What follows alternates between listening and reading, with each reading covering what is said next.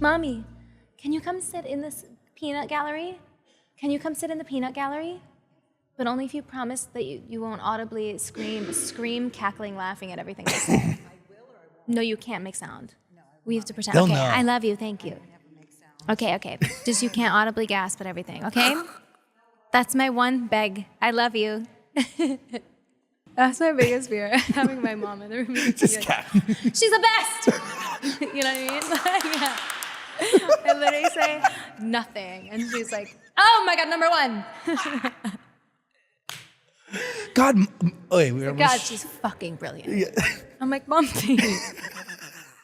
But is she wrong? At least, I like the, thank you, that was a great note. Peanut gallery out of the eyeliner. Yes.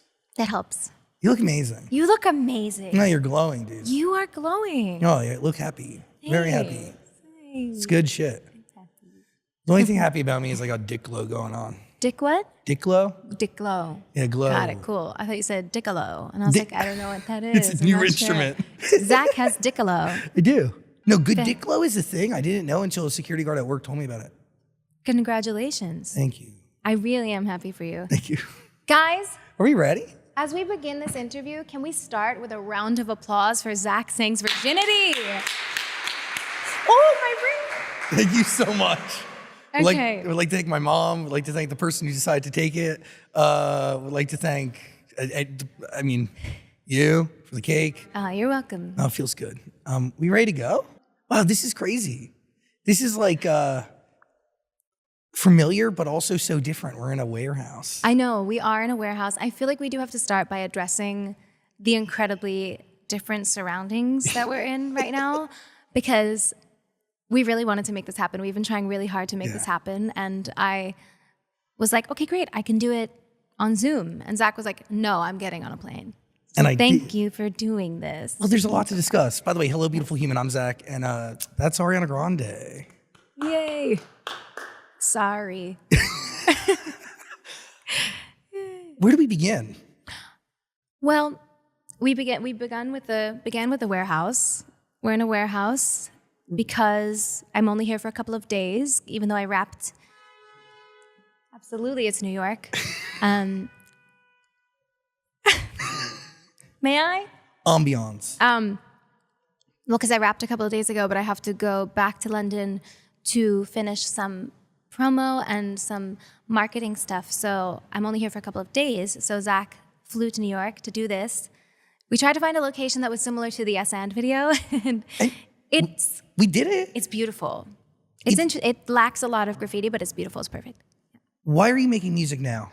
I don't know. I did not plan to. I didn't have the goal to make an album. I actually was really opposed to coming out with music until after Wicked, either both parts or just the one part. I wasn't sure how it would feel. But as soon as the strike began, I came to New York, and just for fun, just to see how it would feel, Max Martin came to New York to spend a week with me at Jungle City Studios here, and it all just kind of started pouring out. And after our first week together, I kept coming to the studio every day by myself, and it just kind of kept organically happening that way. So I just decided to react and listen to that, and I thought maybe it should come out. If it's coming out of me this way, maybe it should be shared this way. I love it. It's in the heights. I am Usnavi. By the way, an album that we listened to when that movie came out on repeat. Every single day. It was crazy. Yeah. We'd go on long drives, and that would be the only thing playing. 100%. You poor thing. I'm so sorry. Yeah. But there's a reason why so much came out so easily, right? Yeah, I think it had just really been a long time. Honestly, it had just been such a long time. The last time we spoke was 4 years ago. Positions was 2020. The last time we spoke, it was on Zoom because we were in the pandemic. There was a gourd. It had been a long time, and I think my relationship to music changed and healed a lot through taking space from it. I think I learned so much from Glinda and through Glinda, I kind of healed a lot of parts of myself alongside and through her.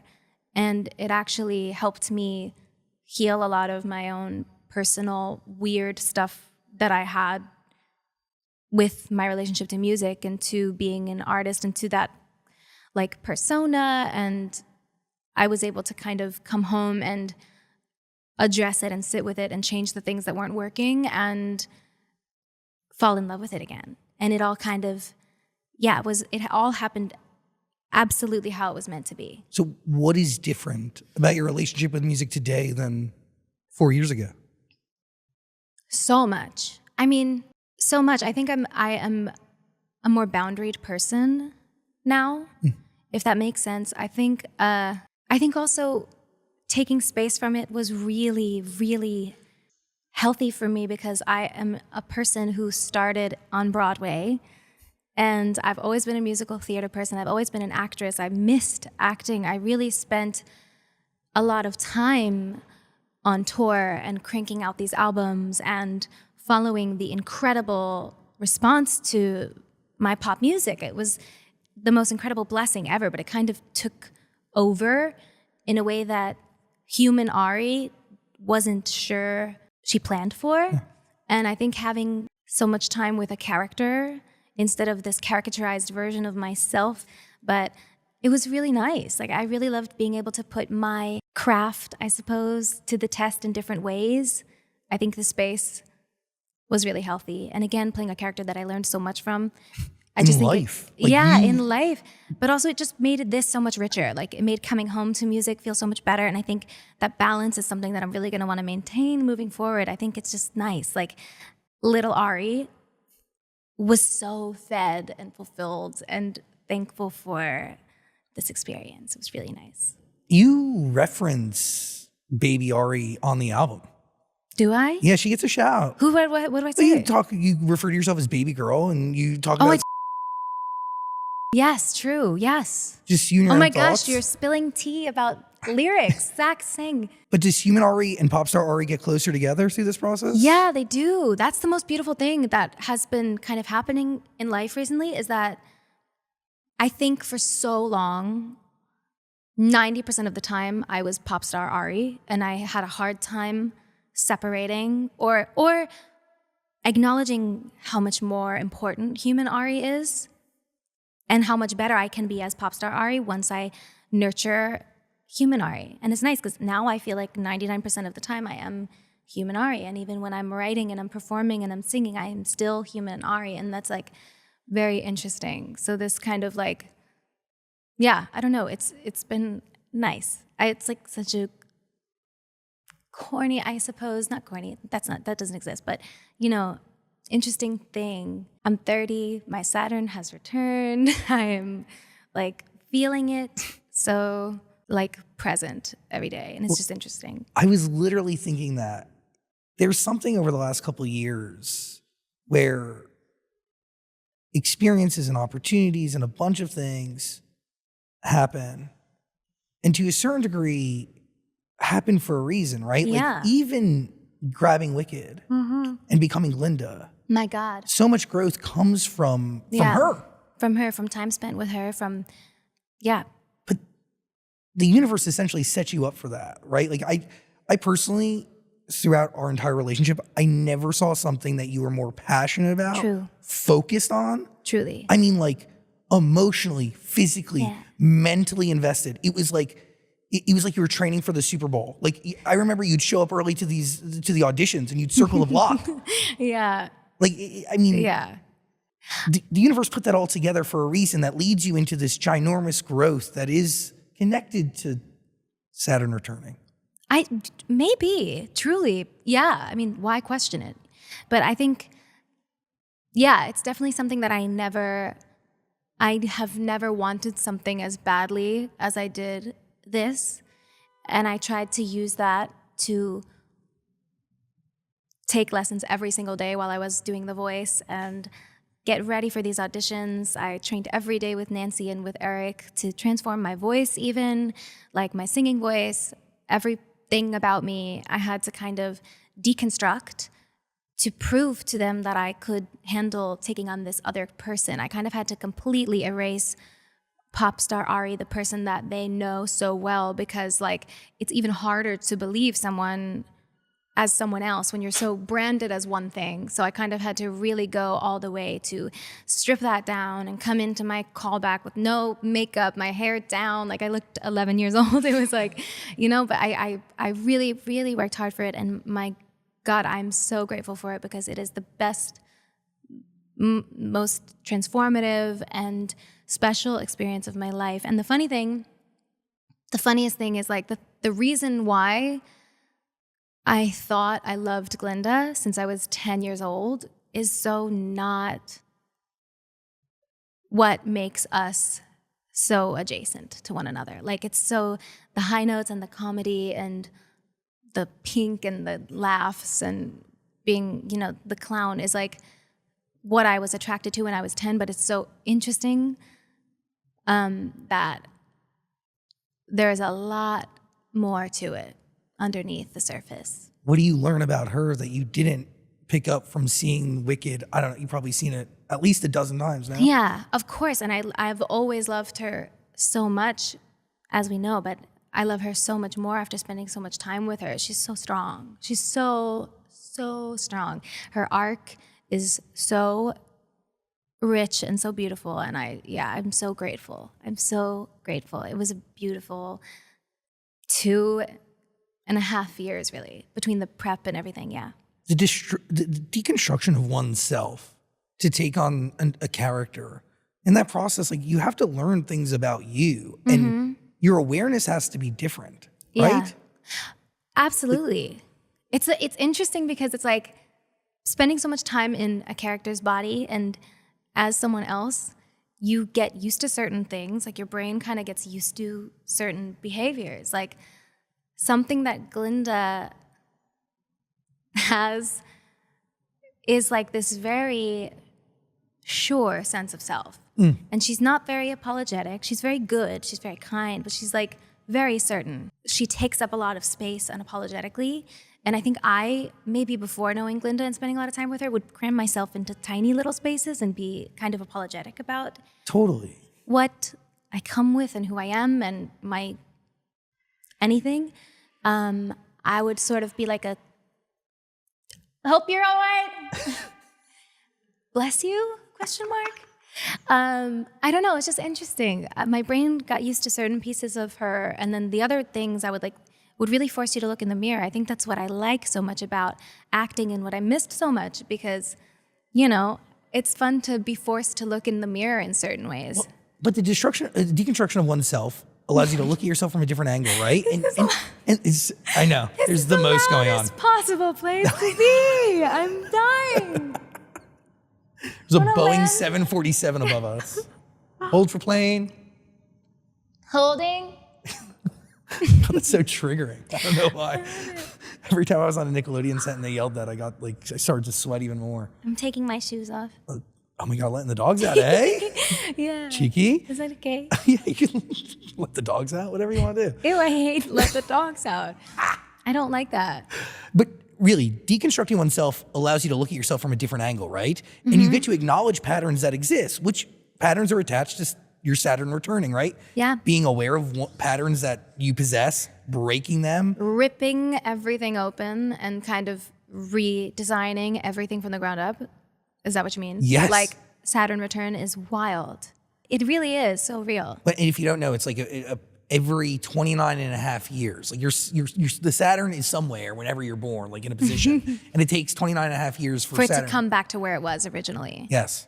And when it does, things just fall into place. Well, you're forced to kind of clean house. It just all becomes very loud and you can't kind of stomach anything that's inauthentic anymore. And you just have to say gracefully and respectfully, we need to make some changes. You know what I mean? 100%. And I think becoming Glinda leads into this totally massive, massive moment that really shapes the rest of a human being's life. Yeah, that's for sure. It's really interesting. I love her. But it was beautiful. Yeah, it was so beautiful for so many. And Cynthia, like, I can't, sorry, you were going to ask a question, but I no, please. Oh my God. Wicked changed my life, right? So many themes of that show, the book, really changed the way I could look at a situation. For that message to be able to reach as many human beings as humanly possible has the potential to do a lot of good. Like the ripple effect of that is immeasurable. Yeah. And Broadway isn't accessible to everybody. Touring shows aren't accessible to everybody, but movies that live forever are. Yeah. And it's crazy. It's insane, yeah. Like I think of what that show did for me and even what it did for you in life. Yeah. And to give that to somebody else in any capacity has, oh my God, like you can't even, like you don't even know what good it can do until it's out in the world, you know? It's exciting.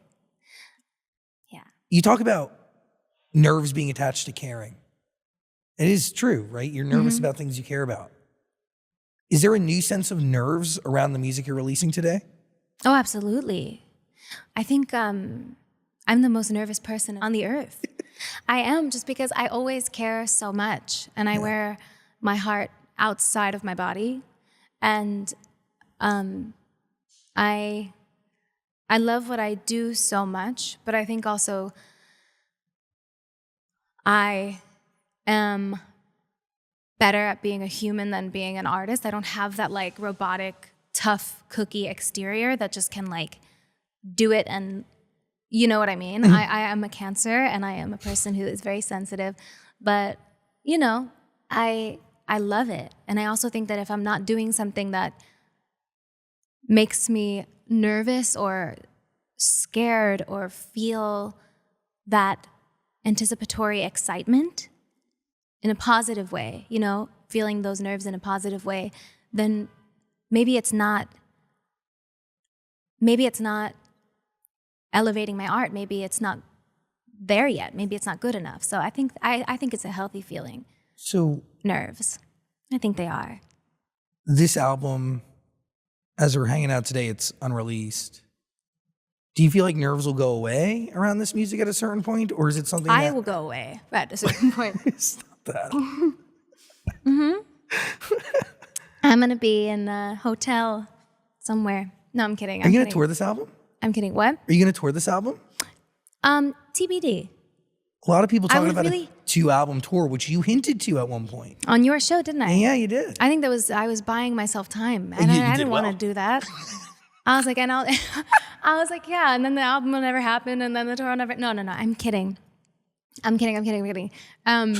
I think I would love to do shows. I love being on stage. I miss being on stage. I miss my fans so much. That's the honest to God truth. I had a really hard time emotionally on my last tour, but I think that's because of where I was at. Totally. So just like with music, I think I'm really excited to redefine my relationship to shows when I'm ready and to see what that looks like. I do have a very busy year with this and with Wicked. And then the next year I also have Wicked Part 2. So I'm interested to see what that would look like. It would obviously be shorter. If it were anything, it would be like a littler something, but I definitely do have the itch. I miss my fans. I miss being on stage. But then again, I also am not ready to announce any sort of thing or get people too excited because I don't want to disappoint. You talked about elevating your art being connected to nerves, but like, what does it mean to elevate your art in this sense? What are we getting from Eternal Sunshine that we haven't gotten before? Well, I think it's very different in a lot of ways. I don't like to do the same exact thing twice, but I think it's also different pieces of me. Like it's very me, but just kind of my favorite rendition of it. Does that make sense? I don't know. It is you. I really am not sure how to specify what's most different about it, but It's just as honest as the music you put out before. I can even make the case that it's it's incredibly honest. Like when you really listen to it, you hear a story. it's human. Yeah, I wanted That's to. it. Yeah, I mean, it's incredibly human, but it's also touching on Eternal Sunshine of the Spotless Mind. So it's kind of a concept album, which I also haven't done before, and that's also kind of why I don't want to put out a second single before the album, because I would like for it to be heard in one piece. It's a story of transition and growth. It's a story of love and growth and also loss and addressing. I mean, you address the most. I mean, you talk about the most. But it's all cloaked in this. I do, but also it says everything and nothing at the same time. 100%. It's very vague and very specific, but all at once. But these songs are pouring out of you because there's so much emotion and so many experiences fueling it. It was definitely the most emotional writing process, for sure. Does it come naturally, or do these lyrics need to be refined over and over again? Like, what is the writing process? So I definitely did several passes at all of the songs just to kind of be protective, because I wrote them when I was very emotional, some of them, and then some of them were more, there are bops that are more fun, but actually even some of the bops I cried writing. but I think like the thing that was beautiful about it was when I was writing, it was with no intention for the world to hear it. I was just kind of like, let's just go. Let's see what comes out. And then when I was done, I remembered that people will hear it and how sometimes people can sensationalize things and assign meaning to certain things. And I wanted to make sure that I combed through just to make sure that it was what I intended, which even at my most heartbroken or most pained moments of the past few years, there was so much kindness.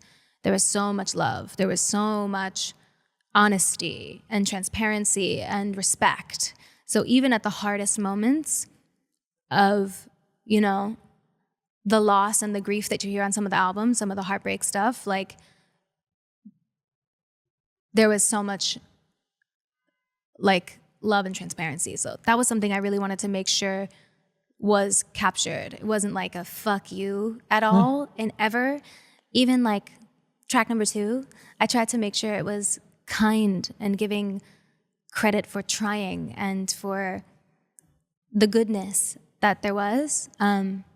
So that was like a tricky balance for me, because I definitely had some sessions where I was writing more emotionally and reactively, but that's also very human. So I didn't want to erase all of it. What is it like working with Max Martin again? It's the best. I love him so much. We have become so close over the past few years as friends. And I know we've been working together for 12 years, but I don't know, he's just been such an incredible friend these past few years. We were, before I left for Wicked, the few studio sessions that I did, which are all over TikTok. Thank you so much. I'll see you in jail, literally. But they're all real leaks. No, yeah, they were. But the thing is that those were all written for a TV show, for I remember this. Something that was not for me. So Fantasize comes out, crazy, was stolen, comes out, thieves, pirates, crooks, illegal. What? How are they stealing I'll pay you more to put it away, like to get it back. Why don't you want it out there? Because people think it's yours, they don't know the context? Well, that wasn't my song. That wasn't for me. It was like a parody of like a 90s girl group vibe, but they loved it. They loved it so much. And I was like, you, A, all of you are absolutely hypocrites, and B, that's crazy. It's so corny, but it's okay. I took the note and I kind of gave them Ariana's version of that on the album. I would say that exists. Oh, yeah. Oh, which was so some of those seedling ideas from that time actually made their way onto the album, which is really exciting. But they're completely different now. So although you've heard them because you stole them again, they're very different now. So that's exciting too. Have you heard yourself as AI singing songs that aren't yours? Yes. What are we doing? Yeah. Well, you tell me. What? Why? I hate it. One of the cases that somebody made on our show the other day was like, oh, I can use AI when I'm creating a song for an artist that I think it should be for. Terrifying. So they'll shop a song as that artist, essentially. It's terrifying. I'm putting my shoes back. Dog's back in the cage, eh? Ew, stop saying that. Sorry. I'm sorry. It's okay. No, seriously, though, the AI thing is pretty wild. It's terrifying. there is the most going on, but parallel to all this, you're still running a beauty brand. Yes. That is thriving. Yay. Thank you. I mean, to watch this thing from the beginning that you worked on for so many years. Yeah.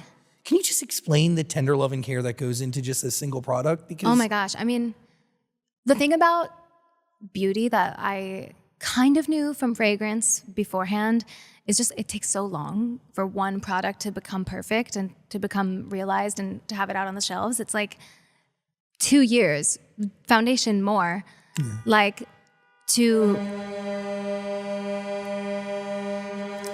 longer.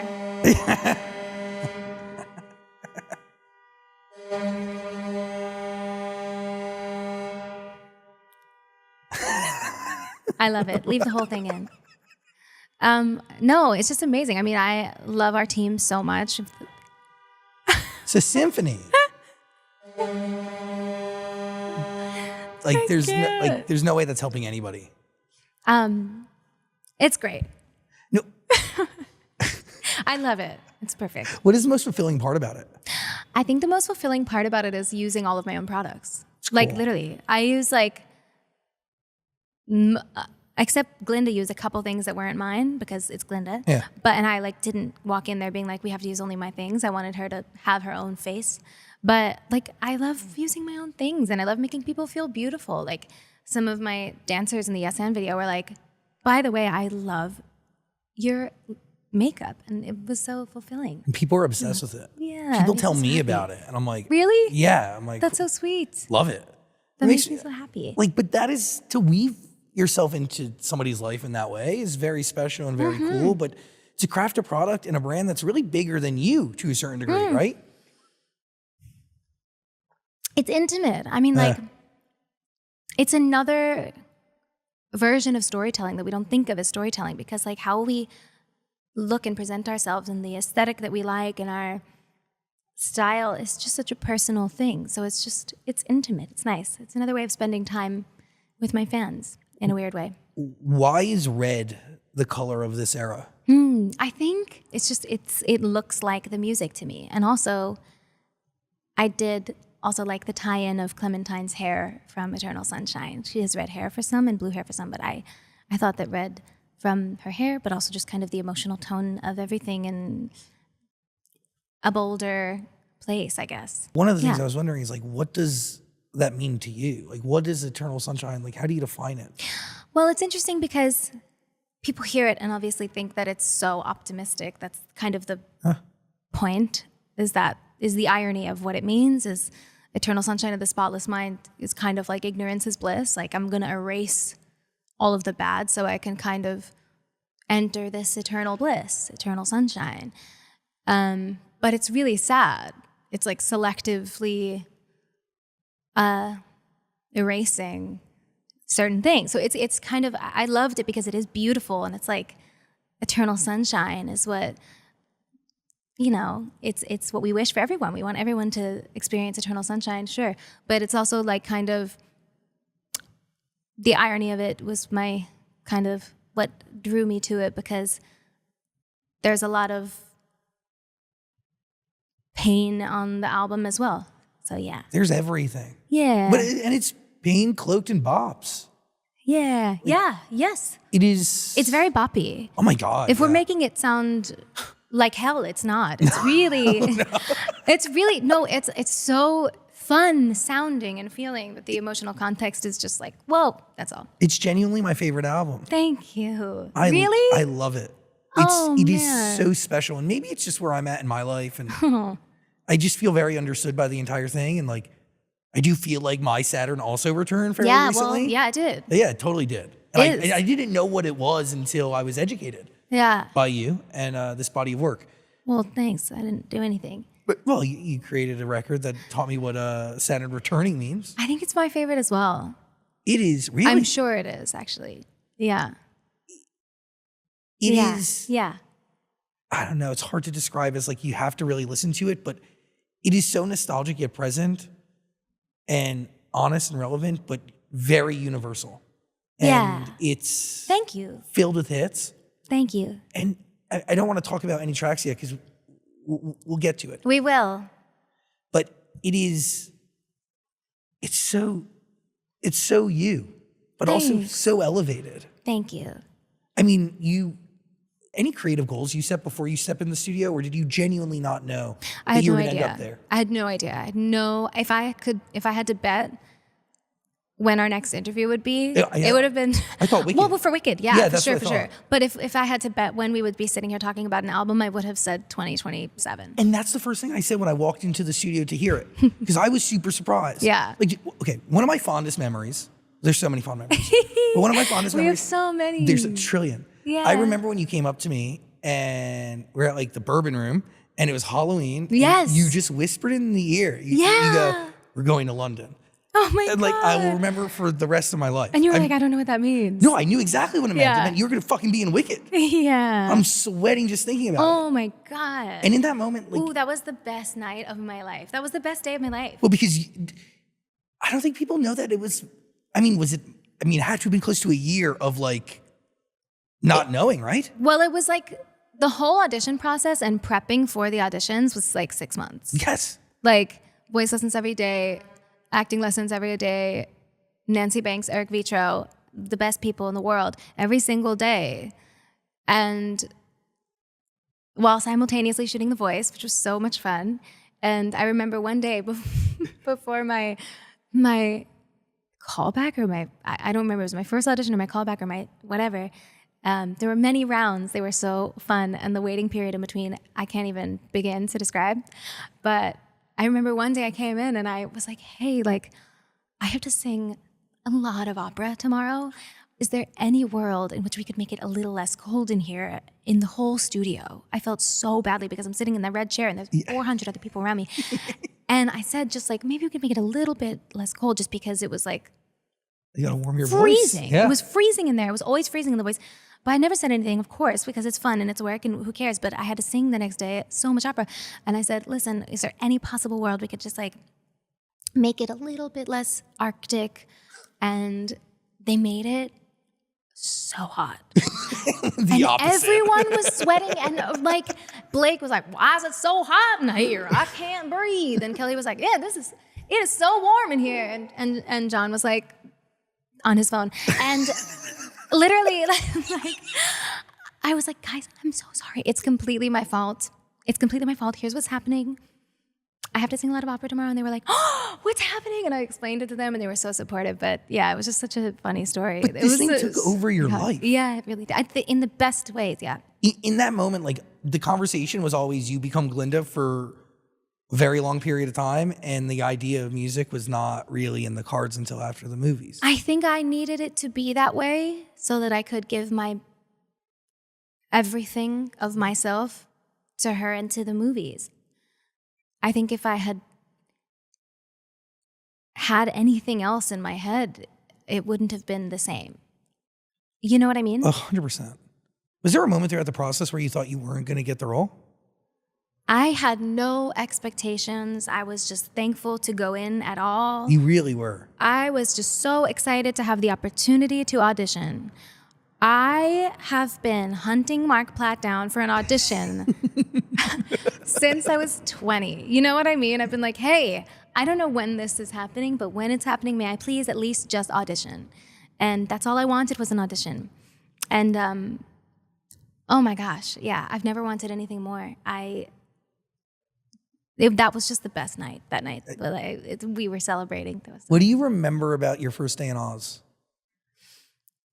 Rehearsals or on set? On set, like full on, you Hair, walk makeup, in and wardrobe. you're in a things. different universe. I remember John's speech in the morning and just sobbing, holding his hand in Cynthia's hand, sobbing as he welcomed the crew who became some of the closest people to us for however long.